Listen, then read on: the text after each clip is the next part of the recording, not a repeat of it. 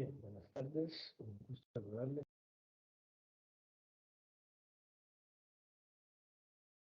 Clínica y es acerca de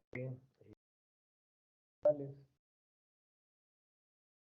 vinculándolo con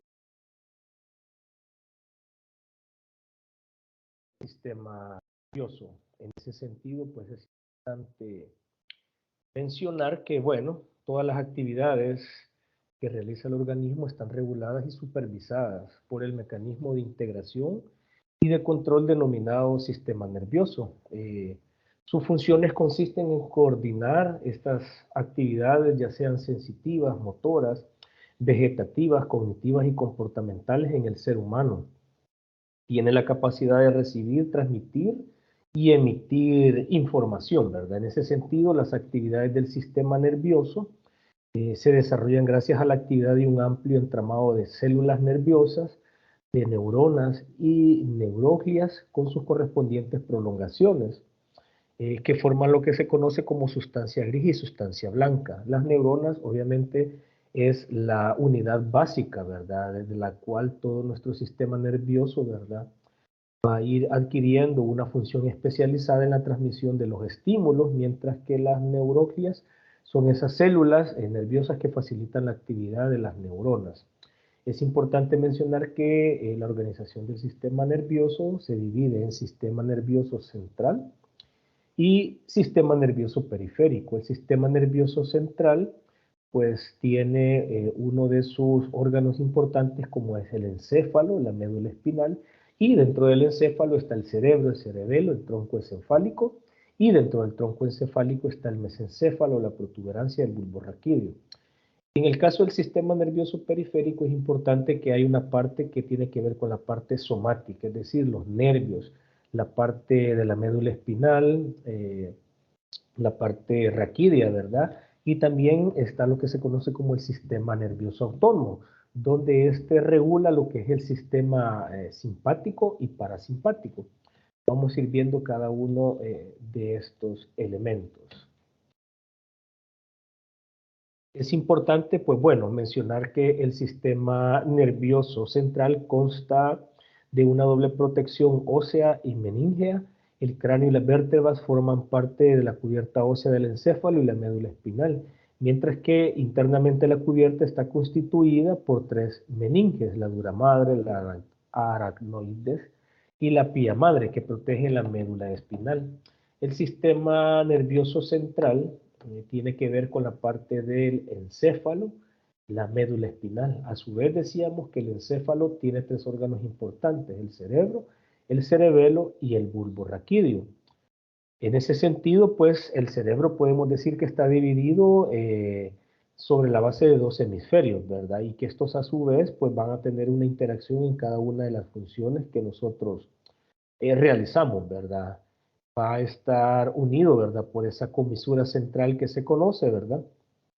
Y bueno, es importante también mencionar, ¿verdad?, la parte del sistema nervioso periférico, ¿verdad?, donde está la subdivisión de los nervios espinales y los nervios craneales. Recordemos que los nervios espinales son 31 pares, mientras que los nervios craneales son 12 pares que se dividen de esta manera. También cuando hablamos dentro del sistema nervioso autónomo hay un elemento importante que es el sistema simpático y el parasimpático, ¿verdad? Uno que nos permite la activación, mientras que otro nos permite el volver a la calma, volver a la regulación. Entonces es importante que entender que dentro del sistema simpático, ¿verdad?, van a haber reacciones de parte de nuestro organismo, ¿verdad?, que se prepara para la acción, mientras que, o por ejemplo, en un estado de alerta de repente, ¿verdad?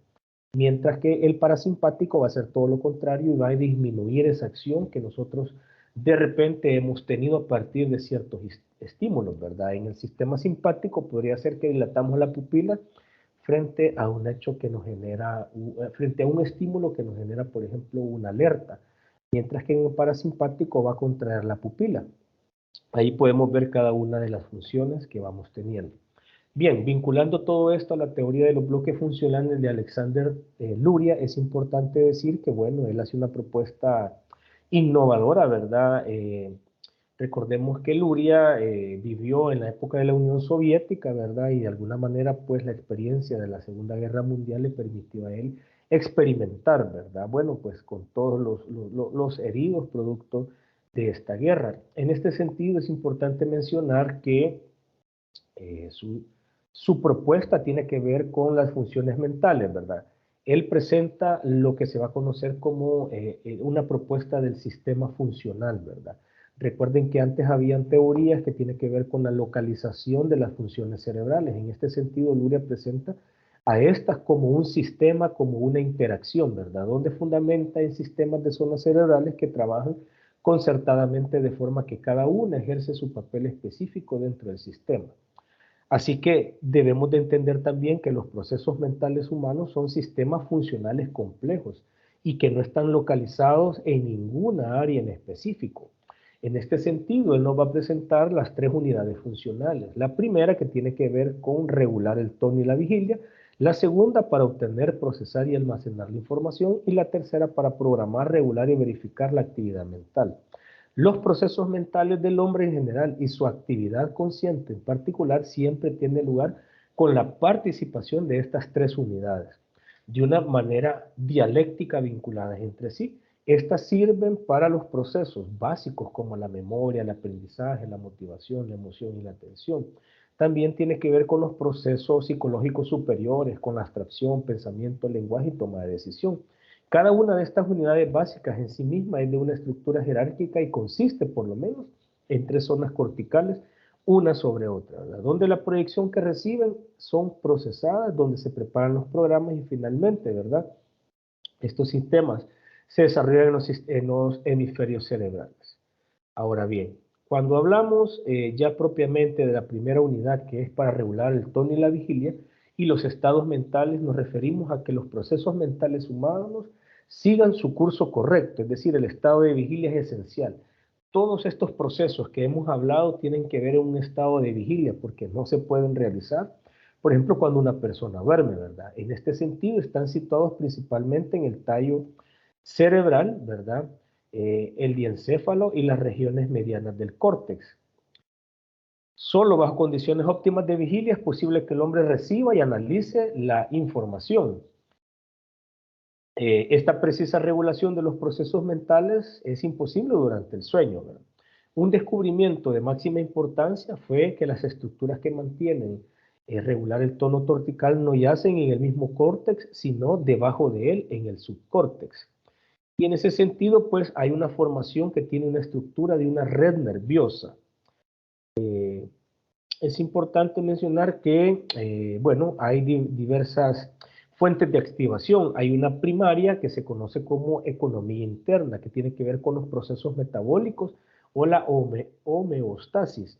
Esto quiere decir que conducen al mantenimiento del equilibrio interno del organismo en sus formas más simples y que están conectados con los procesos respiratorios, digestivos, con el metabolismo, ¿verdad? De las azúcares, de las proteínas. Y, por ejemplo, estas formas complejas de activación las podemos relacionar con todos los procesos metabólicos. Son ampliamente conocidas como sistemas de conductas que a veces pueden ser instintivas, por ejemplo, en el caso de lo sexual y de la alimentación. También hay una segunda fuente de activación, que son los estímulos externos. Estas están conectadas con la llegada de estímulos del exterior del cuerpo y conducen a la producción de formas completamente diferentes de activación. Por ejemplo, esta tónica de activación conecta con el funcionamiento a través de los órganos sensoriales. Esto quiere decir a través de nuestros sentidos. Solo son una fuente más elemental de activación. Esta alerta posiblemente puede incrementar ya que se acompaña a cambios en las condiciones ambientales de aparición, por ejemplo, en el caso de los seres humanos. Y una tercera fuente de activación tiene que ver con los planes, proyectos y las intenciones. Los procesos metabólicos o un flujo directo de información, ¿verdad? Que evoquen un reflejo orientador. Buena parte de la actividad humana evoca por intenciones y planes, por proyectos y programas que se forman durante toda la vida de manera consciente en el ser humano. y que son de carácter social en su motivación y que se efectúan con la íntima participación inicialmente externa, pero también interna. Cada intención que se formula en el lenguaje, por ejemplo, define una cierta meta. Cada vez que la meta es alcanzada, la actividad se detiene, pero cada vez que no se alcanza, conduce a una mayor movilización de los esfuerzos. Entonces, básicamente, el tema del primer bloque funcional tiene que ver justamente con estos tres elementos que acabamos de mencionar. Y bueno, la composición, bueno, un elemento importante, el mesencéfalo, la protuberancia y el bulbo serán estos elementos, ¿verdad? Así que esto ha sido todo en parte. Muchísimas gracias y que tengan un buen día.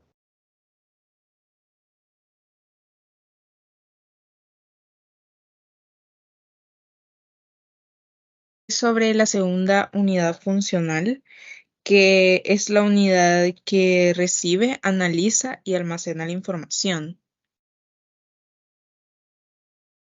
Esta unidad está constituida por las estructuras corticales de los lóbulos occipitales, parietales y temporales de los hemisferios cerebrales. Esta segunda unidad funcional se distingue por tres propiedades características.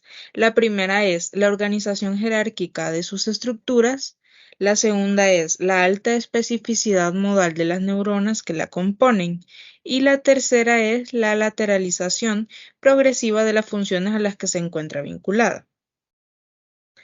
La primera, em, también conocida como la ley de estructura jerárquica de las funciones, consiste en que las áreas terciarias organizan el trabajo de las secundarias y esta a su vez de las primarias.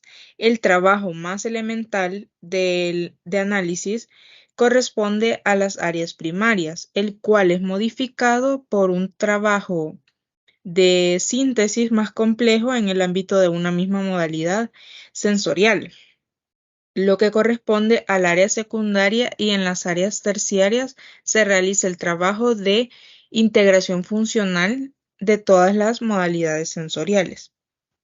Como segundo punto tenemos lo que es la ley de, también conocida como la ley de la especificidad decreciente de las funciones. Esto se refiere a que en medida en que se asciende de las áreas primarias a las áreas terciarias, la organización se va tomando menos específica para una modalidad sensorial específica. Si las lesiones ocurren en el área primaria o secundaria, las alteraciones se reflejan en el analizador específico, ya sea visual, auditivo o táctil.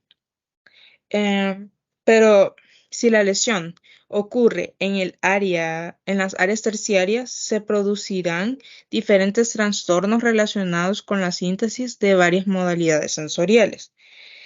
La tercera ley dice que es la ley de la lateralización progresiva de las funciones, también llamada como ley de la lateralización creciente de las funciones. Esta ley menciona que a medida que se asciende en orden jerárquico, se produce una lateralización de las funciones. Se produce una asimetría funcional entre los hemisferios, de modo que existe uno dominante, generalmente es el izquierdo, y existe uno subdominante. Las funciones más sencillas vinculadas a una modalidad sensorial específica están representadas por igual en ambos hemisferios. Por el contrario, las funciones más superiores no vinculadas a una modalidad sensorial se lateralizan hacia uno u otro hemisferio, como ocurre en el lenguaje. En la imagen que está en la presentación, dice que la segunda unidad funcional integrada por la corteza posterior, su función es integrar información sensitiva y perceptual con la finalidad de aumentar el significado de señales externas e internas. Ahorita explicaré lo de la distribución de las zonas primarias, secundarias y terciarias. Em, bueno, las primarias o de proyección están distribuidas en los lóbulos occipitales, temporales, parietales y frontales. Las primarias o de proyección en los lóbulos occipitales está en el número 17, en los temporales 41 y 42, parietales 3, 2, 1 y frontales el número 4. Los secundarios o de asociación están en occipitales 18, temporales 21, 22, parietales 5 y 7 y frontales 6 y 8. Terciarias o de integración están en occipitales 19, temporales 21, parietales 39 y 40 y en los frontales las terciarias se encuentran en 9, 10, 11, 45 y 46. Las áreas primarias también son conocidas como zonas de proyección. Se encuentran compuestas por neuronas de la cuarta capa de la corteza cerebral que está especialmente diseñada para recibir los estímulos provenientes de los órganos de los sentidos. Cada sentido es un órgano analizador: los ojos, los oídos, la piel, la lengua y nariz. De los estímulos que envía información química o física transformada en impulsos nerviosos hacia el cerebro. Los lóbulos cerebrales se especializan funcionalmente, de modo que la información visual llega a los lóbulos occipitales, la información auditiva es captada por los lóbulos temporales y la información sensorial del cuerpo es recibida por los lóbulos parietales. Esas serían lo que son las áreas primarias. Siguiendo serían las áreas secundarias. Se componen de neuronas de la capa 2 y 3 del córtex cerebral.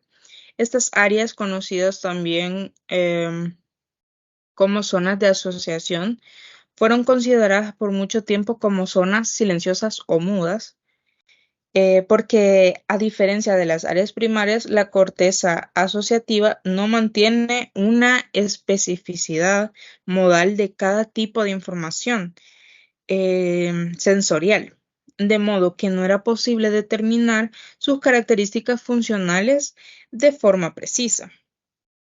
Y por último, tenemos lo que son las áreas terciarias. Las áreas terciarias, se superponen a las áreas de asociación para realizar funciones de integración que permiten trabajar concertadamente a distintos grupos de neuronas. Estas zonas de superposición participan como centros neurales de organización espacial, en donde la información sensorial es transformada en estructuras simbólicas u operaciones con significados verbales, con las que se puede generar relaciones abstractas de un proceso. Dicho esto, la segunda unidad está situada por detrás de la cisura rolándica, la cisura central. Está adaptada para la recepción de estímulos que viajan desde receptores periféricos hasta el cerebro, a su análisis y su combinación dentro de las estructuras funcionales dinámicas. Abarca toda la corteza de los lóbulos parietal, temporal y occipital, que son la sensorial general, la auditiva y la visual. Las lesiones de estas áreas corticales pueden ocasionar alteraciones funcionales de las respectivas funciones: cutáneo, sinestésico, auditivo o visual. El tipo de alteración será diferente si la lesión afecta el área primaria o el área secundaria. Estas zonas descritas están adaptadas para servir como un aparato para la percepción, análisis y almacenamiento de la información que procede del mundo exterior hacia nuestro cerebro. o en otras palabras, los mecanismos cerebrales de forma modalmente específicas de procesos gnósticos.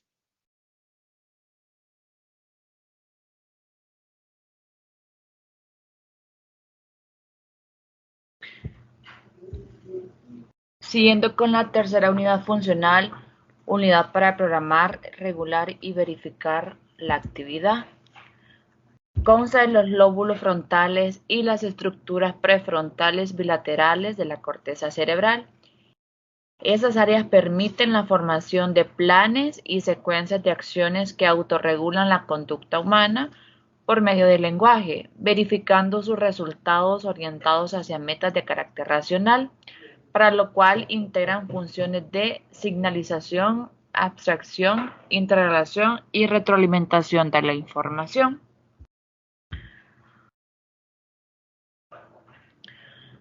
Otro aspecto es la organización de la actividad consciente. Esa tarea está unida con el tercer sistema funcional fundamental del cerebro, responsable de la programación, regulación y verificación. El hombre no reacciona pasivamente a la información que recibe, sino que crea intenciones, forma planes y programas de sus acciones, inspecciona su ejecución y regula su conducta para que esté de acuerdo con estos planes y programas. Finalmente, verifica su actividad consciente comparando los efectos de sus acciones con las intenciones originales, corrigiendo cualquier error que haya cometido. Todos estos procesos de actividad consciente requieren sistemas cerebrales muy distintos de los que ya hemos descrito, mientras que incluso en simples trabajos reflejos existen partes aferentes y efectoras, así como un sistema de feedback que actúa como un servomecanismo de control. Son aún más esenciales unas estructuras especiales neuronales de este tipo para el trabajo del cerebro, cuando se regula la actividad consciente completa. Esas áreas son desempeñadas por las estructuras de la tercera unidad cerebral, cuyas funciones acabamos de describir. Las estructuras de la tercera unidad funcional, el sistema para la regulación y verificación, están localizadas en las regiones anteriores de los hemisferios antepuestas al giro presental.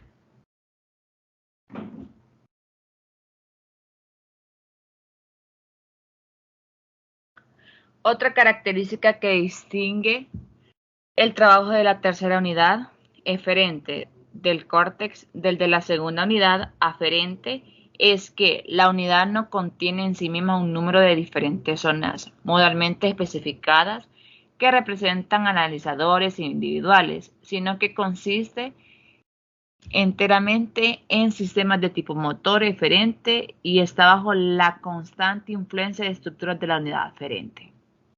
Como hemos mencionado anteriormente, las tres unidades funcionales no trabajan aisladamente, sino que trabajan en forma sistemática organizada. Una sin la otra no funcionan convenientemente. Muchas gracias.